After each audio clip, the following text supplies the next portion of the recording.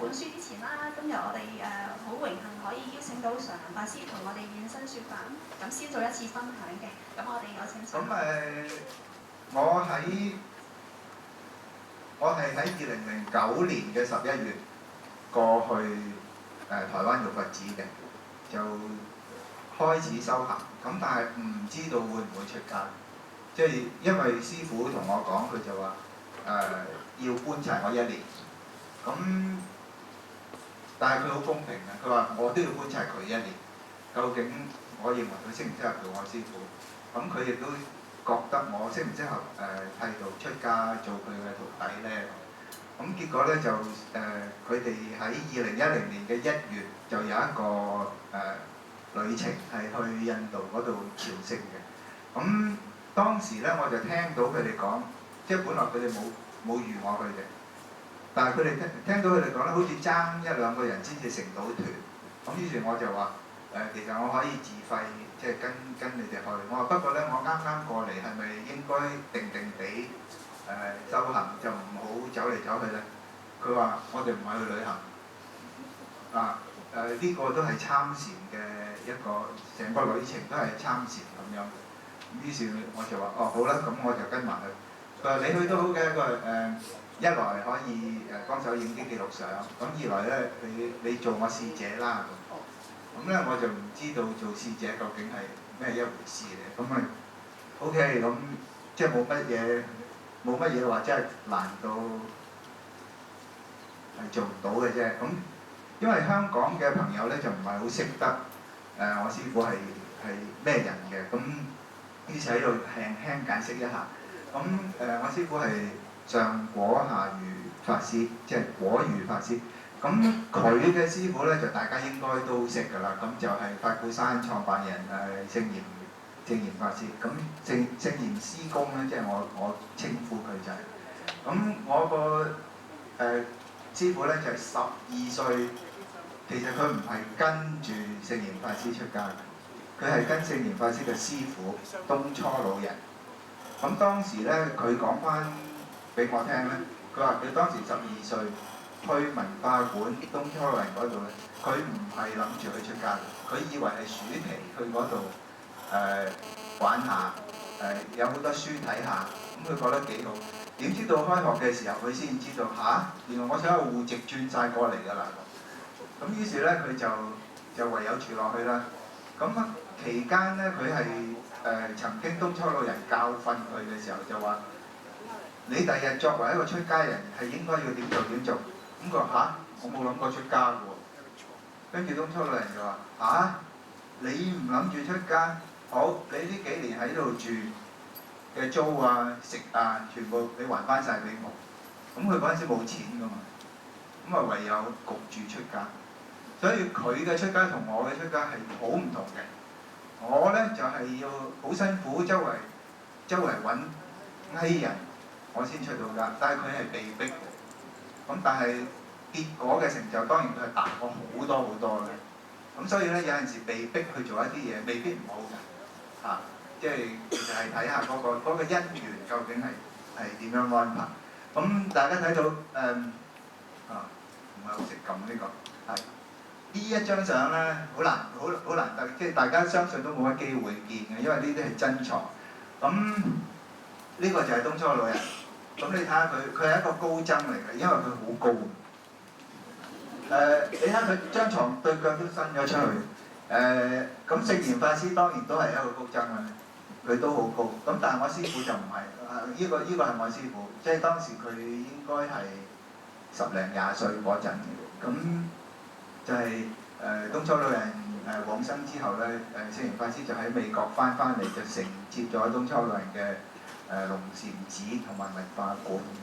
咁另外呢一邊呢一張相呢，就係聖嚴師公喺呢度啦。咁我師父就喺度，就係聖嚴師公喺往生之前，佢係傳法俾12個法子嘅。咁我師父係其中一個。咁喺呢度呢，我覺得我先再講一講呢個呢，就係我師父帶禪修嗰陣時個樣。咁佢呢個禪板，即係呢個叫香板，打落嚟呢，係好驚心動魄。其實最驚心動魄咧係你聽到佢打人嗰陣，因為好大聲，嗰下震撼咧係勁過佢打落你度嘅，因為原來打落自己度咧唔係咁痛嘅啫，但係打落去嗰一下好響嘅。咁而其實禪宗點解嘅祖師要打啲信眾咧？其實唔係話因為佢哋有虐待狂，其實佢係覺得一般人嘅妄念太多，喺突然之間突如其來佢逼問你一啲嘢，然後一板打落嚟嗰陣咧，係可以將你所有嘅妄念打散晒。咁如果大家有興趣嘅話，其實可以試下。一陣間我會講試嘅機會係幾時嘅。嗱，兩位高僧都有，我諗都有成6尺高，5尺10至6尺起碼。咁我就想講少少咧，就係禪宗嘅祖師係點樣教徒弟。當然喺禪宗嘅語錄裏邊會睇到好多古代嘅祖師係點樣教。咁而家我哋就講下現代嘅祖師係點樣教。東初老人係證明法師嘅師傅啦，咁就係喺台灣嗰邊。咁我呢度就舉3個例子啦。咁東初老人好多時會帶啲徒弟出去，即係包括我師傅果園法師同埋證明法師咁帶佢哋出去。咁嗰陣時嘅台灣嘅公車咧，即係香港叫巴士啊，就有分段票買嘅。咁即係話你可以，你如果去某一個目的地係遠嘅話咧，就你要俾全票啦。咁如果係你喺中途落車，可以俾分段。咁東初老人咧就好中意，通常佢都會㗎啦，就係佢自己買晒全票，然後呢2個徒弟徒孫咧就買半票。咁即係話咧，佢哋係應該未到目的地就要落車。咁但係佢要跟住東初老人，梗係冇理由自己落車先。咁結果咧就喺落車嘅時候咧，就會俾賣票嗰啲小姐咧就鬧啦。喂，你要補票喎，你嗰個票係唔夠價錢，但係佢哋身上冇錢嘅。咁於是咧就企喺度係咁俾人鬧。咁鬧完一輪之後，先至放佢哋。但係次都係咁喎。咁點解佢要咁做咧？咁啊一陣間再講啦。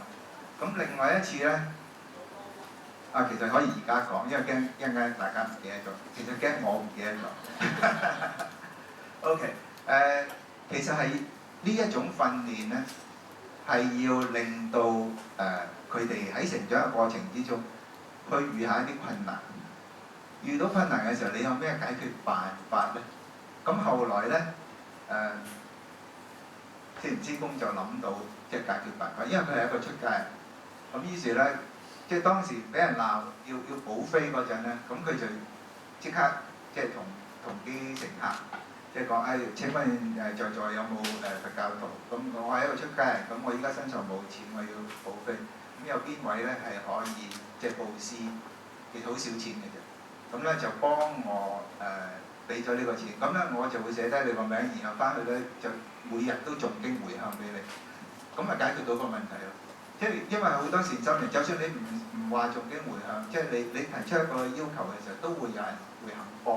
咁呢啲都係解決辦法，當然唔係話唯一解決辦法，但係東初老人係唔會教你點解決。仲有一個好處咧，就係話當你當眾咁樣俾人鬧嘅時候，你嗰個自我嘅執着咧，你要放低晒。如果唔係，你就會好痛苦。咁而佢哋係咁樣熬咗過去嘅話咧，佢哋嘅得着就好大。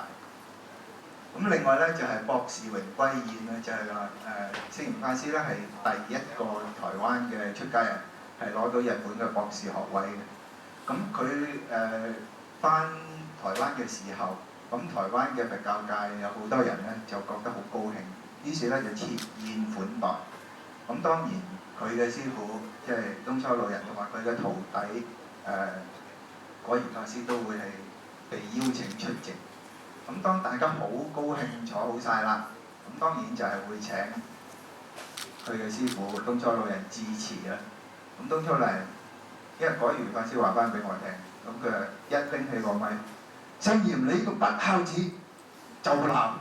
咁其實咧佢就一路係咁鬧，因為其實佢鬧嗰啲嘢咧係咩內容就唔重要嘅，最重要就話喺一個咁高興嘅場合，佢一開波就東初老人嘅花名叫東大炮。咁即係呢個花名咧係佢喺大陸個焦山寺傳翻出嚟嘅，因為佢當年喺嗰度做住持嘅時候已經係鬧人唔使本嘅，即係一開聲好大聲好響嘅，所以叫東大炮。咁其實佢又點解會喺一個咁嘅情況之下咁樣鬧？而結果鬧完之後，好大家食嘢，哇！當堂乜嘢都係背脊落啦，即係好難消化啦。咁佢用呢個方法咧，就係破咗佢戰師公嗰個我慢心，因為你咁難得，其實佢喺讀嗰個博士嘅過程係好辛苦，但係佢讀到翻嚟嘅時候，哇！俾人捧到上天，係好容易會嗰個我慢心會生起嘅。咁變咗，如果佢個我慢心一生嘅話，佢之前所落嘅功夫就冇晒，就會冇晒。咁以後咧，佢就以一個學者自居，咁就飄飄然，咁就好弊。所以東初老人就係一下就破咗佢個執著。咁東初老人就話佢教徒弟用嘅方法咧，就係養蜜蜂，唔係養金絲雀。養金絲雀係要點嘅咧？呢度有冇人養雀㗎？冇。養金絲雀咧，我都未養過嘅，真係佢哋話俾我聽，即係養金絲雀咧就係要即係揾一個好靚嘅籠，咁然後咧就要無微不至咁照顧佢，譬如話要定時定候要餵佢食嘢啊、飲水啊，然後咧就要清理垃圾啊。如果唔係咧，個金絲雀係需要一個好乾淨環境嘅。如果佢譬如話，我想話大小二便，但係雀仔有冇小便嘅？有，好似兩溝一齊嘅。唔緊要啦嚇。總之咧就係話，如果你唔定時清理，佢會病嘅。咁變咗咧就，佢一病咧佢就唔會唱得好好聽。咁如果你希望呢隻金絲雀成日都唱好好聽嘅歌俾你聽，你就好俾心機去培養佢。但係養蜜蜂咧，就係你乜嘢都唔使俾佢，你唔使幫佢清理個巢，你唔需要餵佢食嘢，佢自己搞掂。而搞掂完之後，仲要翻嚟俾蜜糖你喎。咁即係話，不單止你唔需要付出，你仲有回報添嘅。咁所以咧，東初老人教徒弟嘅方法就係用養蜜蜂嘅方法。咁變咗咧，個徒弟就要自己好用我哋香港嘅俗語，就係要自己執生。咁東初老人同果如法師嘅互動又係點嘅咧？仲精彩。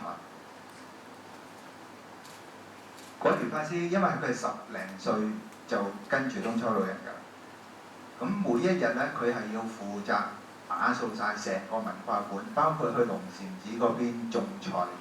佢話嗰陣時文化館咧係要燒柴嘅，咁佢哋亦都要有一啲時候咧就要去斬柴。咁當然嗰陣時嘅台灣咧已經你唔可以亂咁斬樹嘅。咁通常佢講俾我哋聽，佢哋點樣去收柴咧？就打風嗰陣，如果打風嗰陣嗰啲樹係冧咗，佢哋就會係個風球未落，已經係凌晨出動，就走去將嗰棵樹咧係肢解，然後攞翻嚟。如果唔係咧，到政府開工嘅時候咧，就會車走㗎。咁所以咧，佢哋係要咁樣冒住風雨咁樣去攞嗰啲柴枝翻嚟。咁每一日要做嘅嘢其實好多，咁但係因為佢要讀書，佢需要温習，又要考試啊咁。咁佢做完晒佢要做嘅嘢之後咧，佢就匿喺房嗰度就温習啦。咁東初老人咧就會嚟佢個房門口就敲門，就話小和尚，不如你做師公，我做小和尚啦，我哋換位啦。咁佢話點解啊？佢話你知唔知成個文化館嘅支出好大？我做師公嘅咧好傷腦筋，去揾食啊，即係各樣嘢，然後先至可以維持嘅。你幾逍遙自在啊嚇！可以匿喺房嗰度睇書喎。咁啊，不如我同你調位啦，你嚟做師公啊！咁師傅聽到呢樣嘢之後，佢就覺得即係話日頭唔好睇書，於是咧佢就日頭佢繼續做嘢，夜晚先睇咯。咁啊，夜晚喺度温習嘅時候，嗱，如果呢度有父母嘅話，你有仔女咁樣温習法，你係咪開心都嚟唔切啊？但係咧，東初老人又去敲佢門，小和尚都係你做師公好啦。咁啊，又點解啊？佢話：你知唔知電費幾貴？你日頭唔睇書，夜晚嚟開燈，咁你咪嘥晒常住啲電費咯。啊，你知唔知幾難揾食啊？而家日頭又唔得，夜晚又唔得，咁點咧？係咪唔讀咧？又唔係喎。咁其實呢一樣嘢咧，禪宗嘅祖師係好中意製造呢一種局面去考驗啲徒弟。就係進退兩難，你點都好似唔得咁樣。但係你點樣先走到出呢個困境？你又係頭先講嗰句，你要執生。即究竟用咩方法，你先至可以應付到呢個情況咧？咁師傅被教過呢一招之後咧，佢又用喺我身上。咁一陣間我要同大家分享下。咁咧清潔地板啦，咁佢除咗即係種菜啊，打掃地方啊咁樣，咁佢係個地板都係要打掃得乾乾淨淨，因為文化館有幾層，咁佢即係冇吸塵機㗎啦，當然，咁啊掃完地之後咧，佢話都唔係用地拖嚟拖，係要用毛巾好似日本片咁樣，即係趴喺個地下度咁樣捽嘅，咁啊捽到乾乾淨淨。佢話咧，東初老人咧就有陣時會袋一紮沙。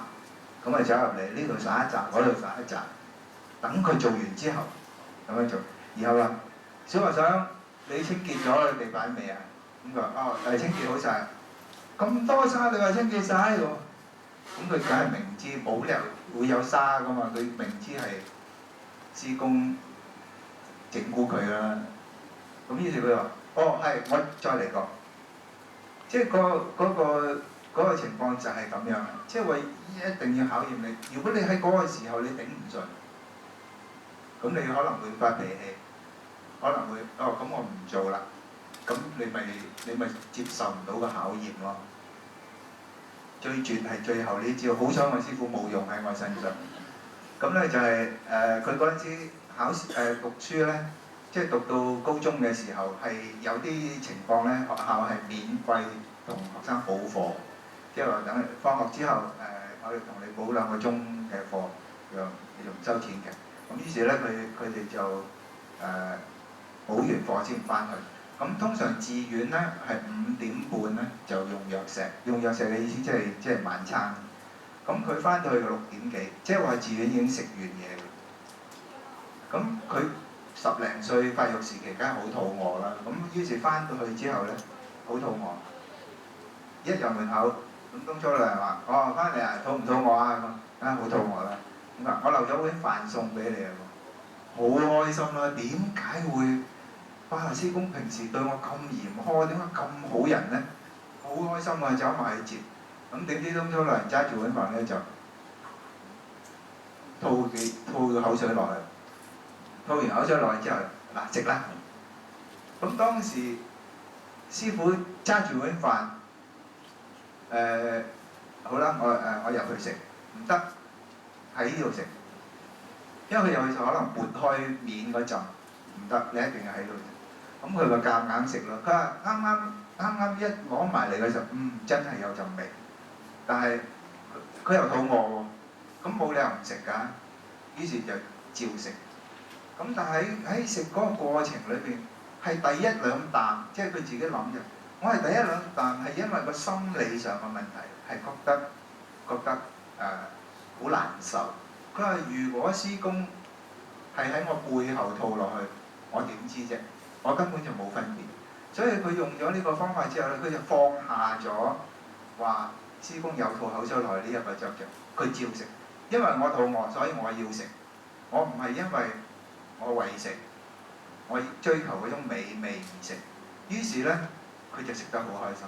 結果東洲老人玩咗2次之後，佢直情係吐完口水即刻攞嚟好開心咁食。咁東洲老人就覺得哦，呢招你 pass， 佢就唔再玩。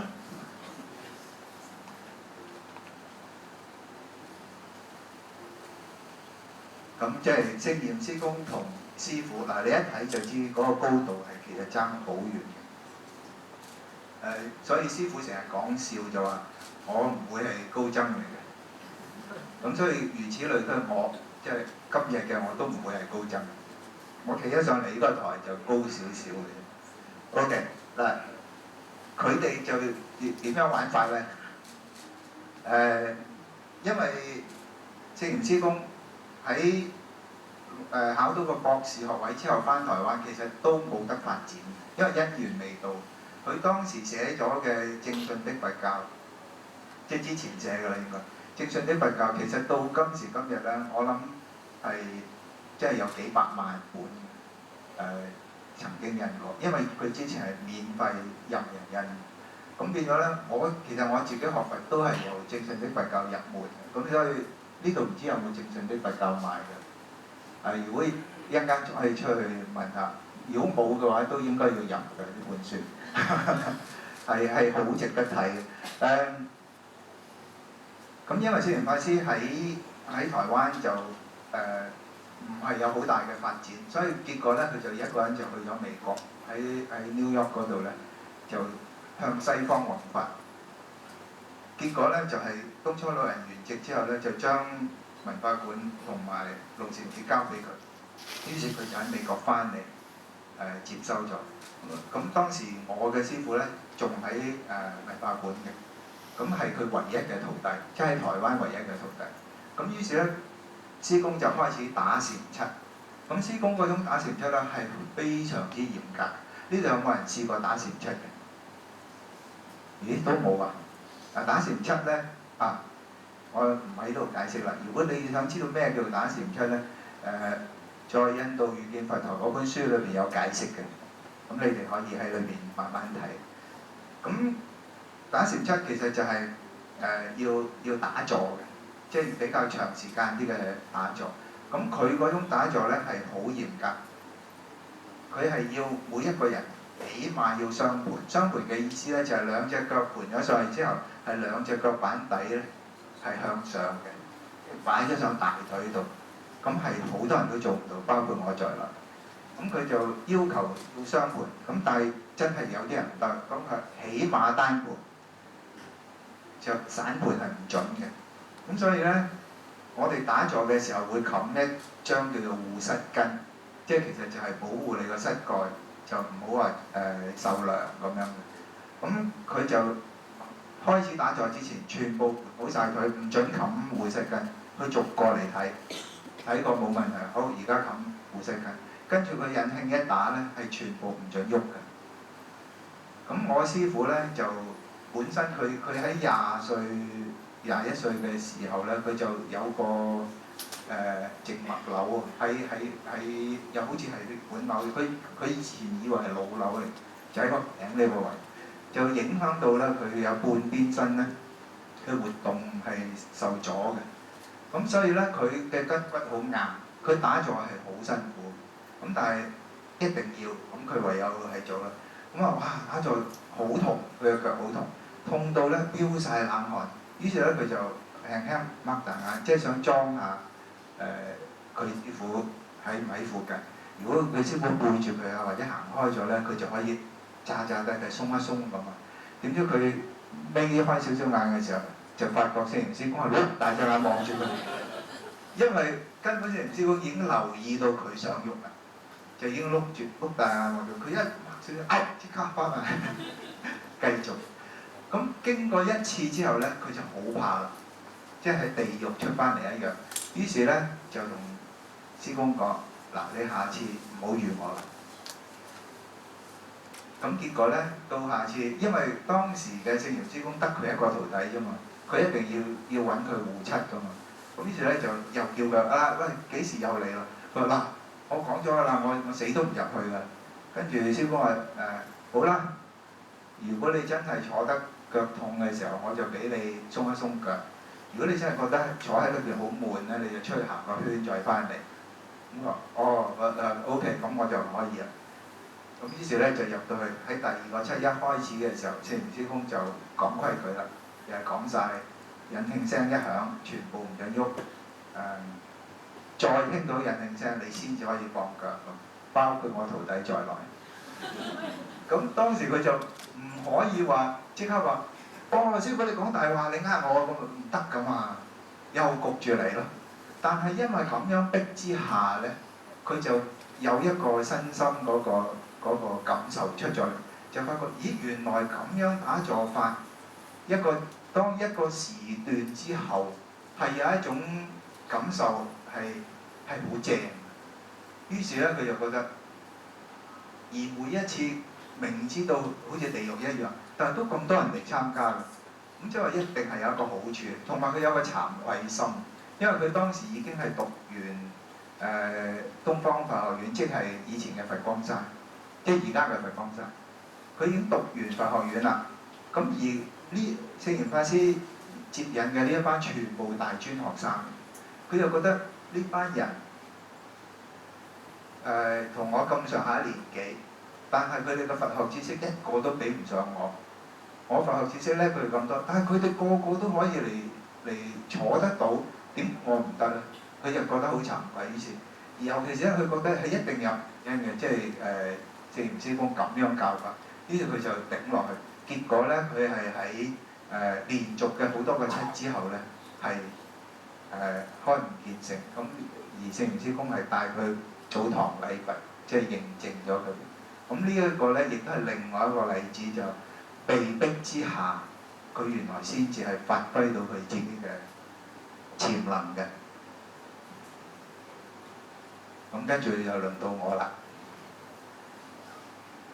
喺我過去即係我其實咧係2009年嘅9月先至認識佢嘅。咁嗰陣時就係去法鼓山打話頭禪七，即係我知道佢會嚟。咁於是我就去嗰度，我先第一次，我之前係未聽過呢個人嘅，因為原來聖嚴法師嘅第一個弟子係果如法師，我唔識。咁係嗰次第一次見佢，第一次見佢我就已經即係同佢講話，我想出家咁。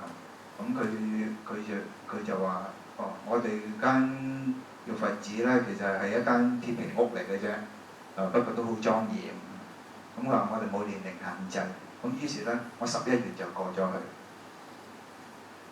喺嗰個頭先講過啦，咁11月過到去，1月跟佢去旅行。咁喺11月至1月之間咧，佢就冇任何嘅即係禪修活動，佢只係講課啫。咁我當時聽佢講課咧，好活潑嘅，即係偶然講下師公當年點樣對待佢啊，即係嗰啲嘢。咁啊，大家聽得好開心。咁而佢講嗰個方法咧，亦都係去破除我哋好多佛教上嘅執着啊，或者一啲唔係好正確嘅修行方法嘅。即係佢係一個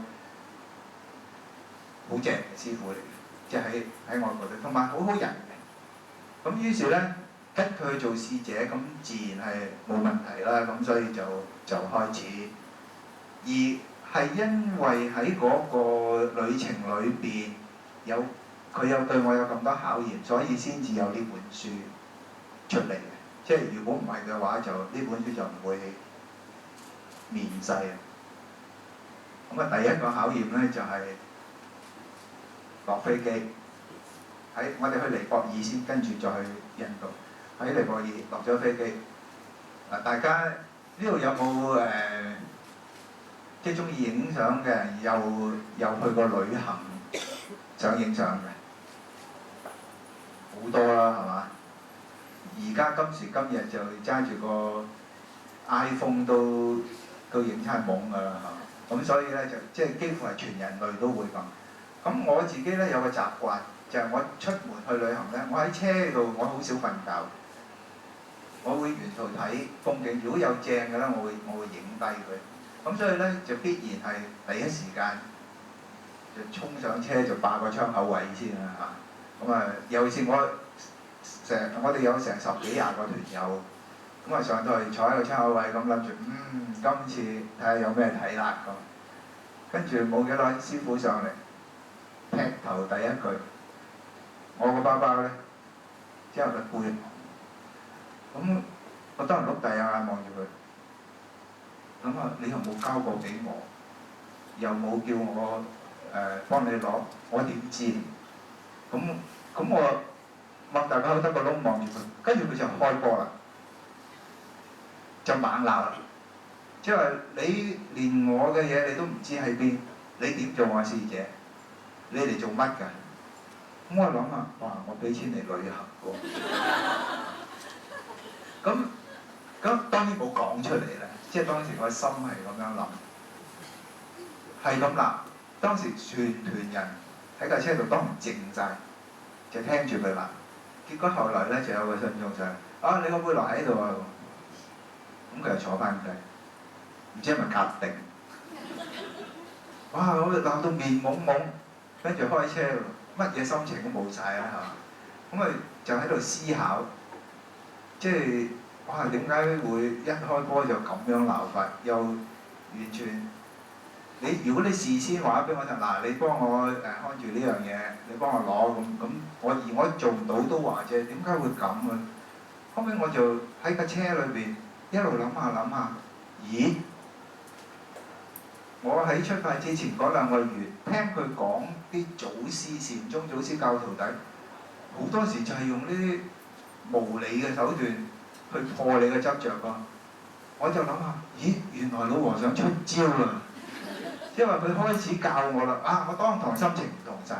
即係話喺面對一個咁嘅困難逆境嘅時候，原來你一轉念係唔同晒嘅，即係成個感覺係唔同。咁當然佢咁少嘢，梗係唔會就咁就罷休㗎啦。咁啊，第2招咯。就係印度咧，喺1月份嘅時候咧，個天氣嘅溫差好大嘅。朝頭早咧就可能得10度8度，有陣時有啲凍到4、5度嘅。咁但係中午咧就20幾30度嘅，即係好熱嘅。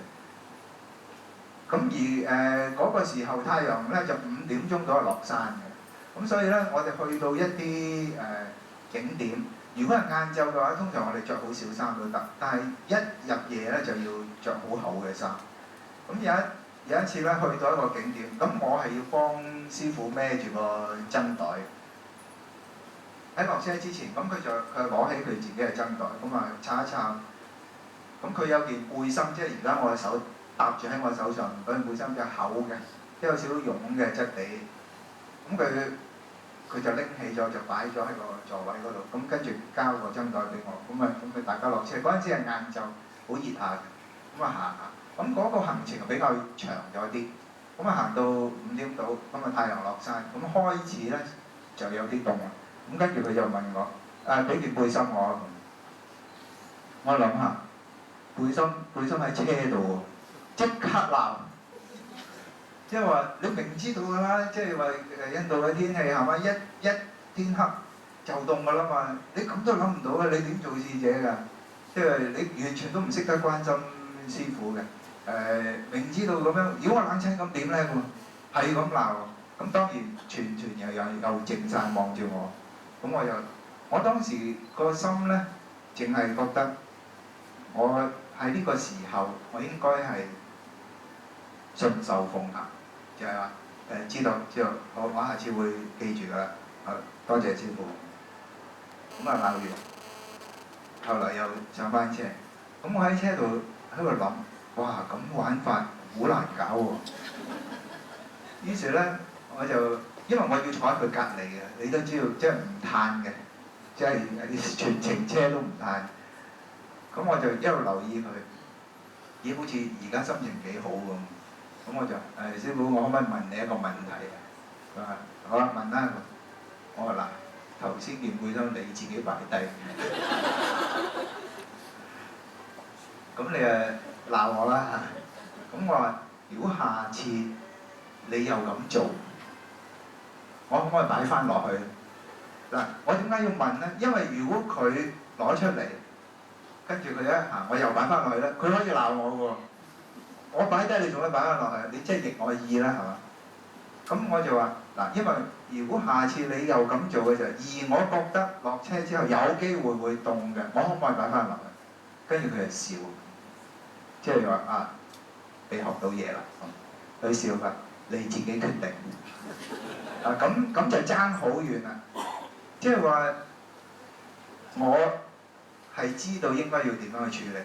最重要一樣嘢就我冇當時話哇你擺低嘅喎咁，即係呢一樣就係又剔一剔嘅，即係好似考車牌咁啊，又剔嘅。啊唔係剔係錯嘅喎，考車牌，又唔剔啦。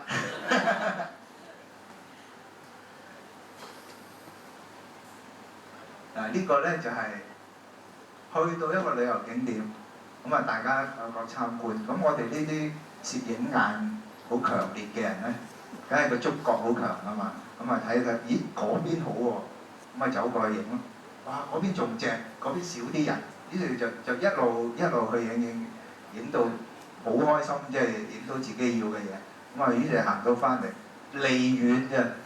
已經有信，喂師傅揾你，個樣咧已經話俾我聽，你大鑊啦咁。一翻到就明白，你走咗去邊啊？你做師姐，我次次揾你都揾你唔到嘅。咁我話我去咗影相。佢話你今次嚟係做我師姐，你掛住自己影相，完全唔使理我喎。咁我當時又係諗，咁係咪唔影咧？咁但係我係要負責影相㗎嘛。咁點算呢？影定唔影呢？跟住師傅就話：唔係叫你唔好影，你影都得，但係要喺我視線範圍之內。即係話你去影相冇問題，但係我隨時一想嗌你，你要即刻到。哇！咁啊大件事啦。佢未必去啲值得影嘅地方㗎嘛。咁但係有陣時值得影嘅地方就真係要行遠啲。咁於是咧我就執生啦，即係其實我當時係好煩惱嘅個心，即係有少少諗就係話，咁我唔影睇下你點，結果冇相咁點，哇！我諗下冇相咪好大件事，仲鬧得勁，咁於是我自己去反思啦，就係我嚟呢一個印度，我嚟跟呢個師傅，我係為乜？我係為咗學法啊嘛。如果我咁中意影相嘅，我不如翻去做翻自己原本嘅嘢啦。咁於是，我改變咗心態之後呢，以後我影相就用咗唔同嘅方法，就係話我跟住佢喺譬如話去到一個景點，佢喺度欣賞緊風景嘅時候，我就周圍望，咦嗰度正喎。於是呢，我就一路行一路望，去到嗰個位啦，咁啊影，跟住又望，咦佢繼續睇緊喎。我再影多少少，或者我再又轉一個角度影下。跟住佢一開始行啦，我就明白走翻轉頭，就跟翻住佢，然後就睇下佢跟住去嗰個地方又有冇第二樣嘢影。變咗我呢一個印度呢個旅程呢，我影嘅相係好少，但係個精準度好高，即係我影親呢，多數都中，係我需要嘅嘢。當然你話要好似我教啲小學生咁，哇！你要同大自然溝通，你要完全投入咗你嘅感覺之後先影，嗰樣嘢係少咗。但係個問題就係我攞到個平衡，而我翻嚟嘅話，我要處理相嘅時間係少咗好多。因為以前呢，你會特別影多啲，即係盡量影，尤其是依家數碼相唔使本㗎嘛。咁所以呢就會影多咗，但係我嗰次去唔係多嘅，但係我翻嚟要用得嘅相個機會率係好高。咁即係話你喺遇到一個困難逆境嘅時候，原來你轉一個念，可能係仲好嘅喎。咁變咗呢，又冇停啦，即係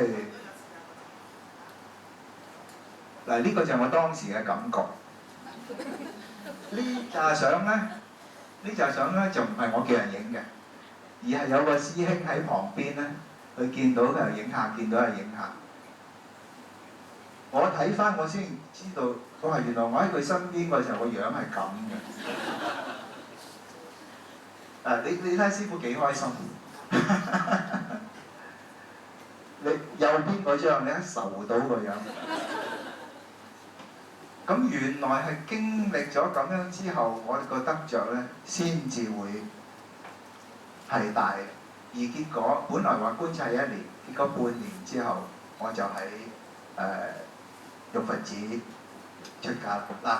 本來我有個影片嘅，但係因為時間關係咧，就我哋 skip 咗佢啦。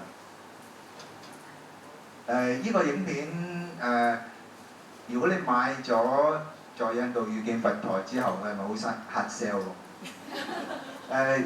裏邊會有一個連結，嗰種叫做乜嘢？QR code 啊？有冇人唔明 QR code 係乜嘢？哇！呢度咁叻嘅你哋，我係唔明㗎。佢哋話俾我聽有呢樣嘢嘅時候，我都唔知係乜。跟住俾我睇下，咁有啲花紋符號咁，原來咁就睇到㗎啦。我依家都唔，我未試過。嗱，其實咧喺嗰個過程裏邊咧，係真係好多嘅困難。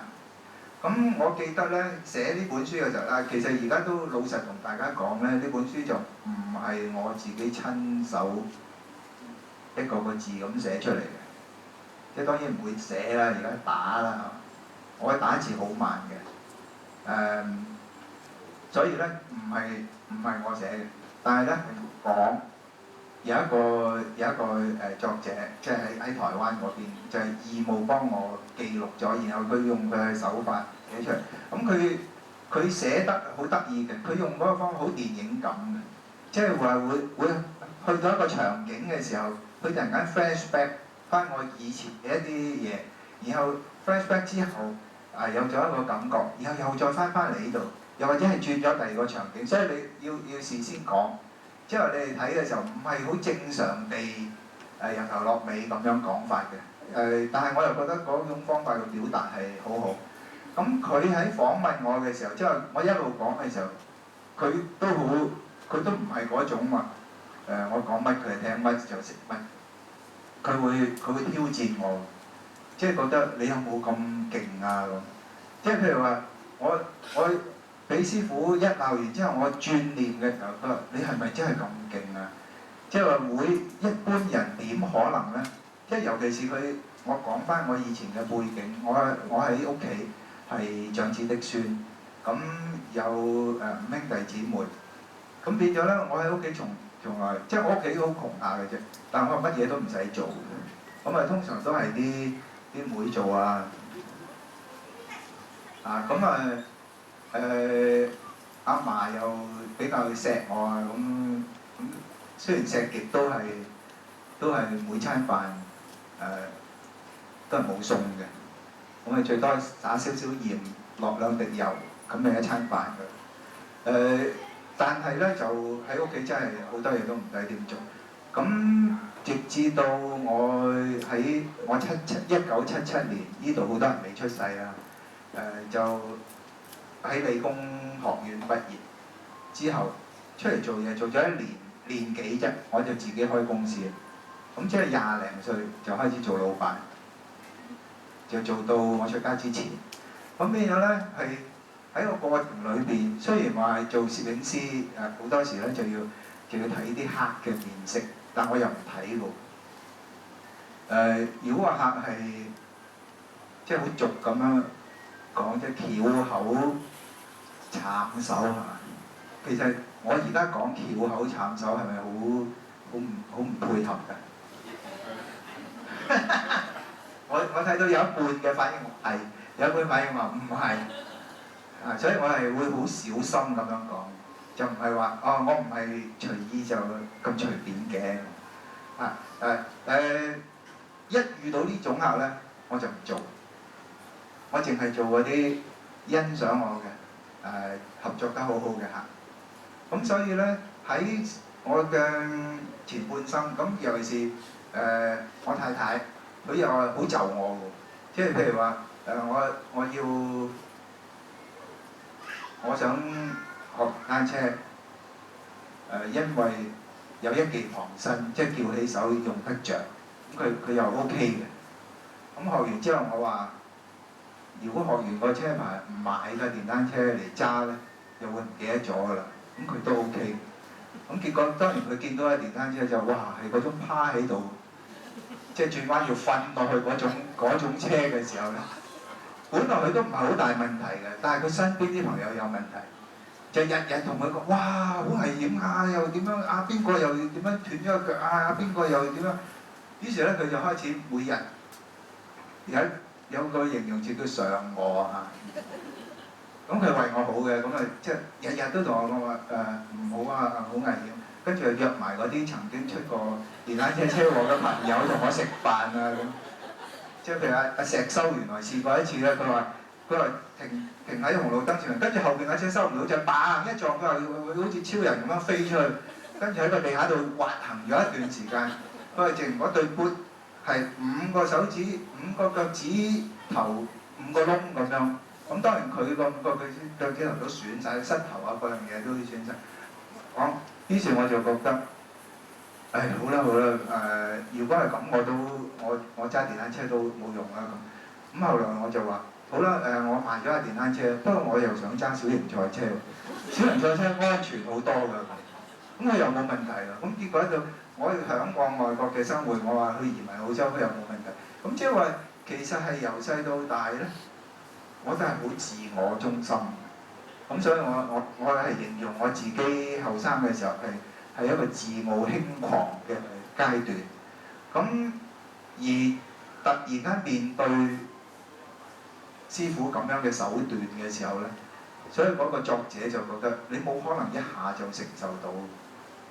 咁後來我就分析翻俾佢聽，因為我好幸運，就係話喺咁順嘅環境裏邊，我其實中間都遇到好多挫折同埋逆境嘅，即係譬如話82年戴卓爾夫人喺中南海前邊撲一撲，成個香港地產冧晒。即係當然唔係因為迷信佢撲一撲所以香港撲啦嚇，唔係係因為個中英談判出現咗問題，就令到香港有問題。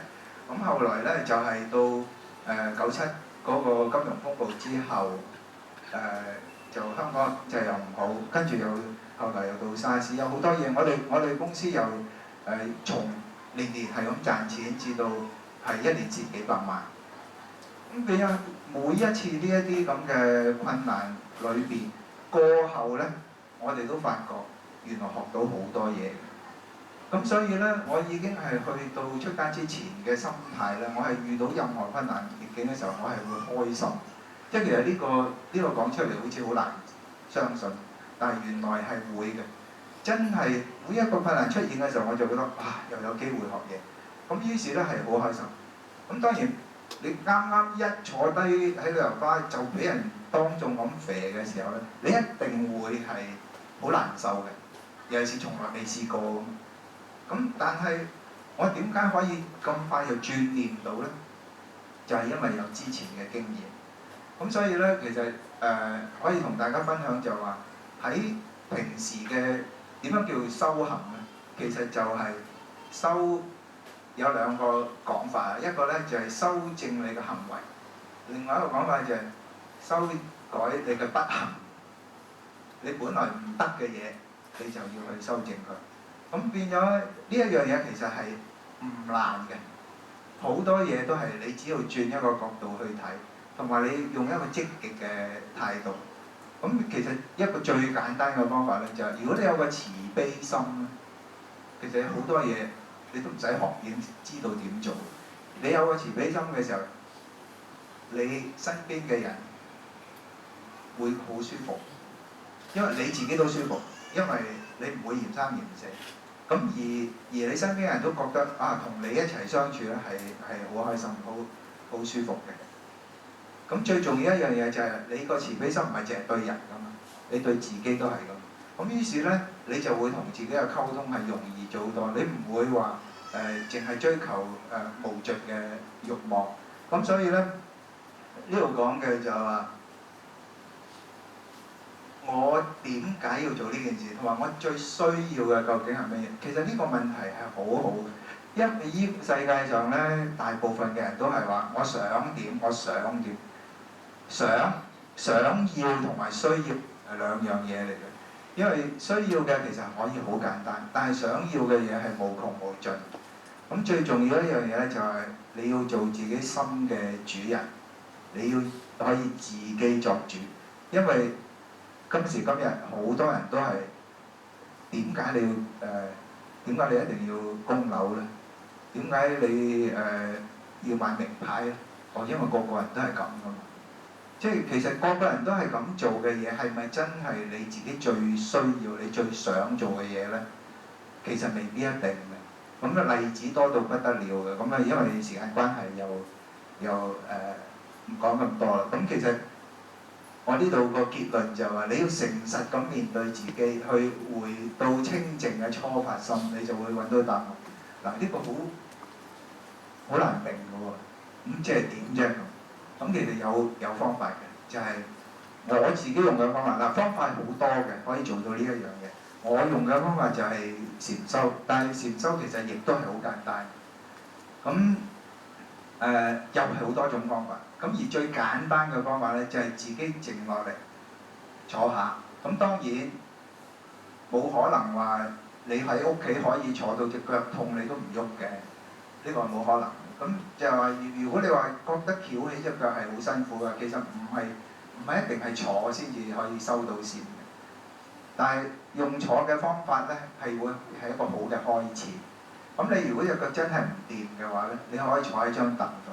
大家可以試一試下，花少少時間。唔好挨住個 pan，因為咧一挨住個 pan 你就會懶嘅。咁所以咧係坐直，咁盡量坐嗰張凳咧就頂籠坐2/3，即係話你隻腳係可以平放喺個地下度，就同膊頭一樣平放喺度。然後你個身咧，你個感覺好似即係有人揸住個頭掹起咗咁，即係你有少少講拎起咗自己。咁你個身咧就會好直㗎，好直嘅就膊頭唔好昂高，唔好耷低，係好輕鬆。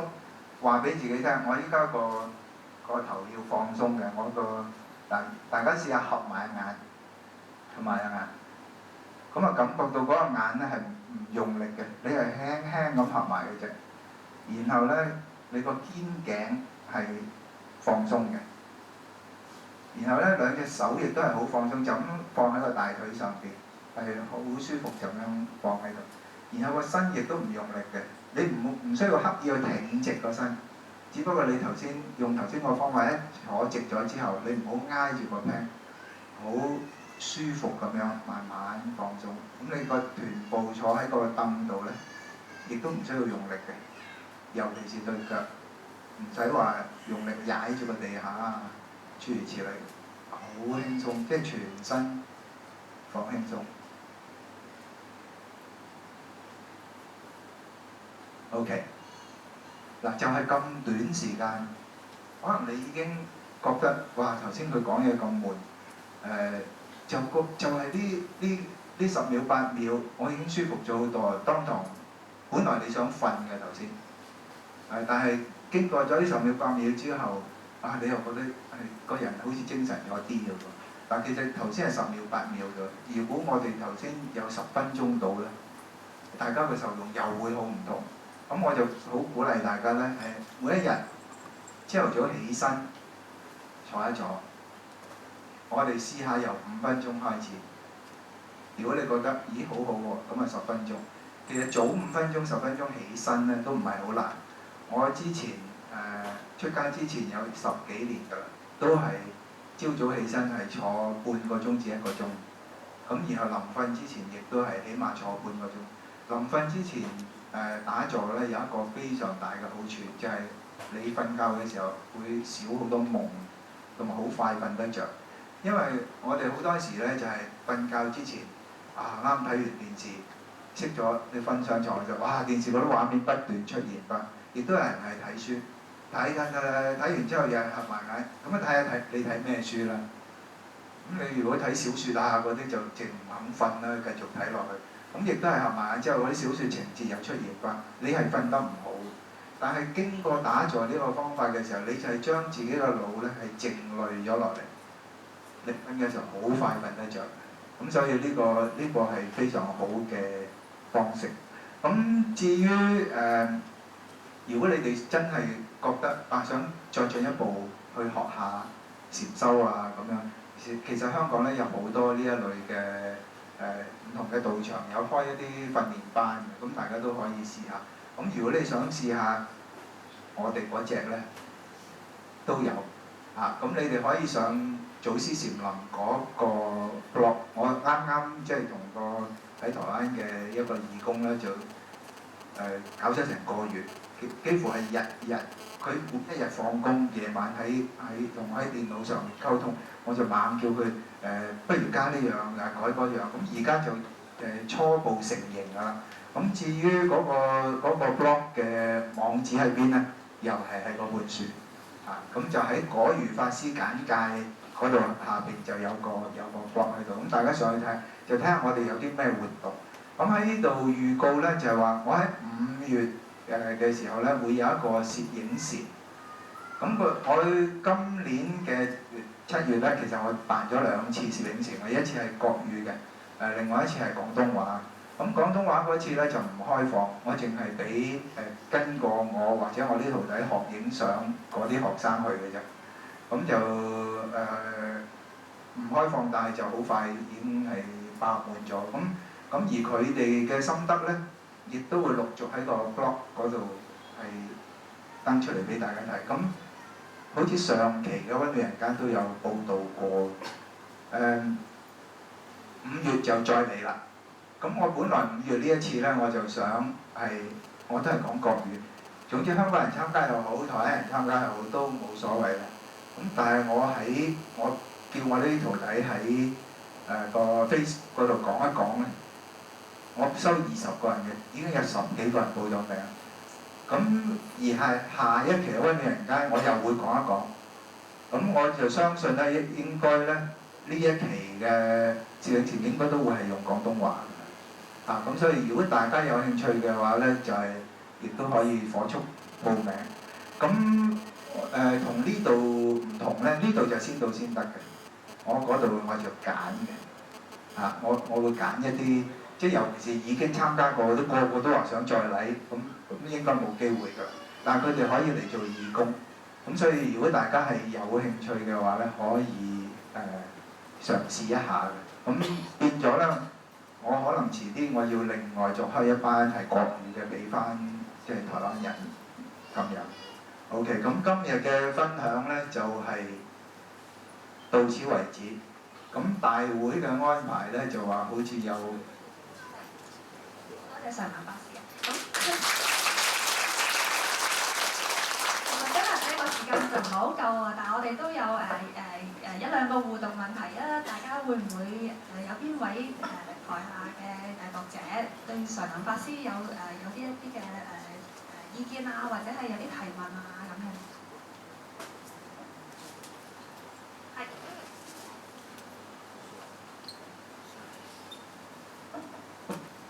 我想問下呢修練嘅過程裏邊咧，會唔會有啲譬如俗語叫做心魔嘅嘢？你點樣睇透？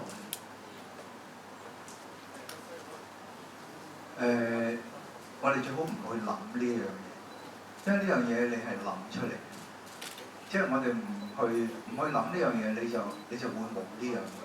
咁其實有一樣嘢好緊要嘅，就係話喺學佛咧，其實最重要係你首先有個正確嘅觀念先。咁正確嘅觀念其實就係有一個好淺嘅方法叫八正道。咁即係話。而你想知道八正道係乜咧？我諗你將八正道呢3個字一打入個電腦度 Google 或者 Yahoo 一下咧，已經有大把嘢講俾你聽。咁而當然你喺書上面亦都好容易揾得到。咁你睇完之後你就已經知道，原來我哋嘅行為、我哋嘅思想，即係其實應該個方向係點，咁就唔會錯得去邊。咁仲有一樣嘢咧，就係喺禪修嘅過程裏邊，唔好咁心急，因為有好多人出錯咧，就係話佢好勇猛精進，即係話我誓要成佛啊！好似佢覺得哇佛陀發誓喺菩提樹下一坐落去，佢話如果我唔成正覺我就唔起身，咁佢係佛陀嚟嘅喎，你可唔可以咁樣咧？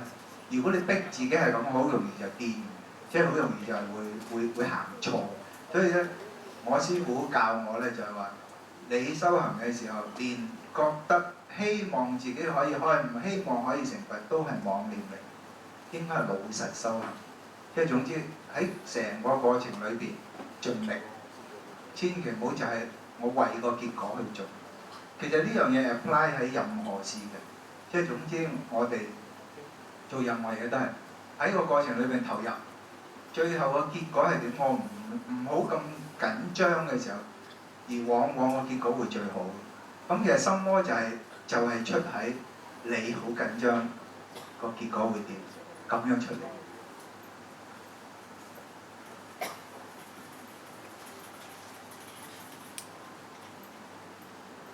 常樂法師你好啊，我係攝影義工嚟嘅。我想問問咧，就阿常樂法師咧，你而家係一個修行者啦，咁你亦都係一個專業人士啦。咁我想諗一睇了解下你，就係話咧，你點樣將你嘅專業同埋個修行嗰度咧，就融合咧，就繼續去呢個普度眾生啊，同埋繼續去做義工啊咁樣。咁我覺得如果你仲係就係成日接觸嗰個攝影界嘅時候咧，會唔會影響咗你個修行嘅一個靜心咧？咁樣想講一下。其實最好嘅修行，就係我唔諗點樣去修行。最好嘅，你頭先講話普度眾生，就係千祈唔好去諗去普度眾生。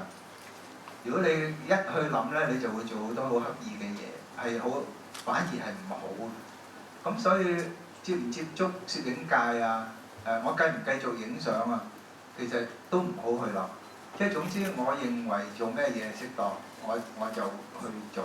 但係呢一樣嘢咧，就唔同話一般人嘅咁即係話我想點都得㗎啦。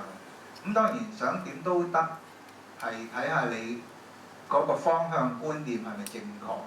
咁呢樣嘢係比較緊要。咁所以而家我行緊嘅方法，譬如話我用攝影禪去接引，係因為我喺呢方面好似個說服力強啲喎。我哋喺台灣嗰邊都仲，我喺攝影禪裏邊我都有加入花禪啊、茶禪呢啲元素。咁呢一啲元素，我覺得都係喺生活上。咁而我揾到翻嚟嘅志同道合嘅導師咧，亦都係同一理念嘅。即係我哋去學花禪、去學茶禪，唔會話我呢個花係咩草月流第幾代傳人教嘅，即係有好多規矩啊，唔會嘅。我哋係好開放嘅，即係甚至話插花唔係一定要有花，有瓜有菜都可以插花。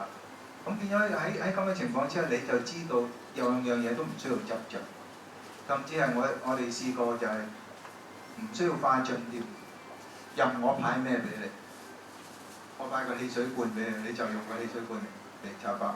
我俾隻碟你，你就用隻碟。